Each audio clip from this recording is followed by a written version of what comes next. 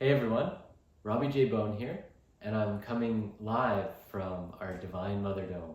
And today I wanted to talk about the importance of proper breathing. And in the next video, we're going to be talking about how to breathe properly and some specific exercises to kind of warm up the system and get things moving before this particular breathing technique, as well as really any breathwork technique. So just a few things in this video to talk about the whys and also some good information to be aware of. So this is like some education before the formal practice.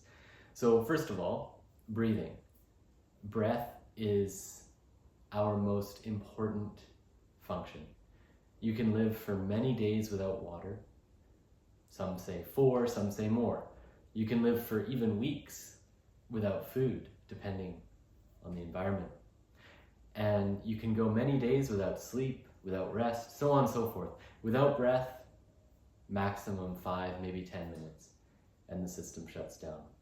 So breath is our most important nutrient. It's the first thing we take when we come into this world, is our first breath of life. Coming out of the womb, coming into this world, we take a gasp of air. And when we leave this world, if you've ever sat by the bedside of the dying, their final moment in this life is their last breath. And it can be sort of a haunting sound. And there's a beauty in that as well, that final breath before going back to the spirit world. And so the breath is very sacred. We breathe so many times each day, and yet so often we're unaware of it. And our breath can be the difference between constriction, tension, stress, anxiety, and sickness in the body. It can be the difference between that and vitality and openness and open-heartedness and willingness and groundedness. So the breath can really ground us and keep us present and fill our life with so much joy and wonder and beauty. So the importance of proper breathing, as you can see, is the difference between life and death. And so when we talk about this, there's some principles to be aware of, because most people breathe improperly. It's not your fault, don't worry. It's just a condition of the world we live in. No one taught us how to breathe. And so the first thing to be aware of is that there's actually 3 main diaphragms. So the diaphragm is basically the muscle that allows us to breathe and is like this kind of accordion type thing that moves and brings air in and out of the lungs. And so we have 3 primary diaphragms. And some say there's even more. Now that being said, the 3 primary are obviously the one here, which is just below the rib cage or the rib basket. That's the one everyone's familiar with. We also have one here, kind of at the top of our chest. And we also have one down here, right around our hips and in our sacral chakra area. So these are very important to be aware of, because people will have holding patterns in these 3 different diaphragms, and it can literally alter your emotional state, your mental state. It can be the difference between being calm and relaxed and having a full-blown panic attack. So all of this being said, we need to release tension here in our upper chest, in our shoulders, in our upper back. We need to be releasing tension here around the will center, around the solar plexus, around the stomach region. And we also want to be releasing tension here around those emotional sexual waters and around the hip area. So we're going to talk about that in the next video. Now, all this being said, the perfect breath is actually all in the stomach, and there's only a slight movement here at the rib cage, actually going outward rather than so it goes out rather than this way, right? So it's kind of an interesting thought. A lot of people breathe in their chest, and they kind of puff out their chest. And that's not necessarily the healthiest or the most optimal way to breathe. It tends to cut us off from the digestive system, and it can actually encourage panic attacks and can encourage anxiety. In fact, there's been studies that show that if you breathe a lot into your chest, it can actually induce anxiety and induce minor to severe panic attacks.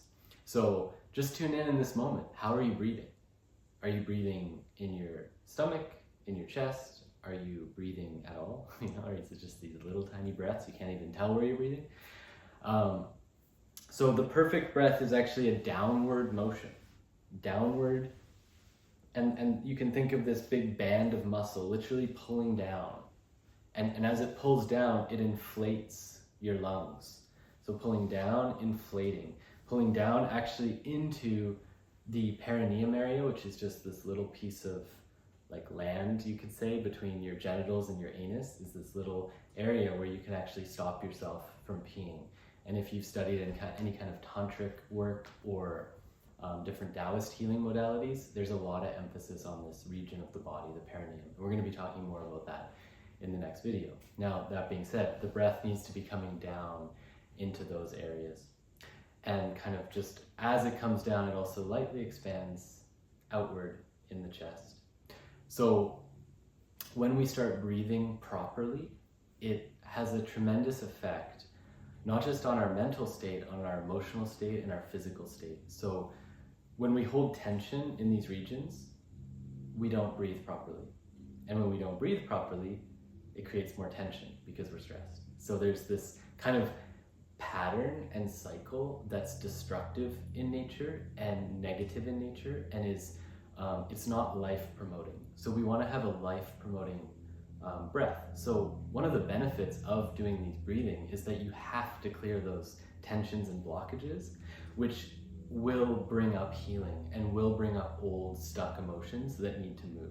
So it's one of the beautiful kind of side effects of breathing properly, is that you will literally heal certain emotional blockages and potentially start to resolve deeper traumas.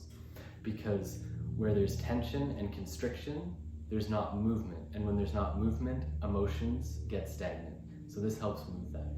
Now, all of this being said, we want to release the tension in these areas and identify where we need to be focusing on. And so it's helpful to just be aware in your system, like, where are you breathing? Where is it easy for you to breathe into, and where is it hard? Is it really easy to breathe down into this region, but really hard to breathe like kind of upper here, like opening the chest with like an open heart, right? Or is it easy to breathe in your will center, where you can be very willful and determined in your life, and maybe not so watery, maybe not so emotional, or maybe not so open-hearted, so on and so forth. So you can see the different patterns that can develop within the system. So when we start to breathe properly, our whole nervous system responds. Our whole digestive system responds. Our immune system becomes balanced. Our blood begins to purify properly. So there's a lot of health benefits as well as emotional clearing. And when our nervous system is relaxed and at ease, our mental body, or our mind, becomes more calm. When our emotions clear, our body becomes healthier, our mind becomes more present. So it's this self-promoting, life-promoting pattern that we want to develop, where we clear the emotions and it brings benefit to the mind and the body.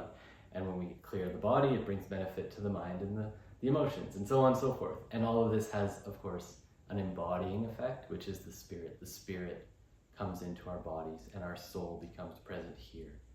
So this is the importance. We can tonify our nervous system, which is going to reduce anxiety. It's going to calm our mind. It's going to allow us to be more present. And as you learn how to breathe properly through formal practice, you'll find that just throughout your day, you'll start to breathe more fully, and you can drop into this practice, if you're driving, or even if you're watching TV, or you're waiting in line at the bank, or whatever, right? You can just start, I'm just going to breathe properly. So these are the principles of proper breathing, and in the following practice, I'm going to show you some breathwork warm-ups, which you can use for any breathwork technique that you want to support in your life.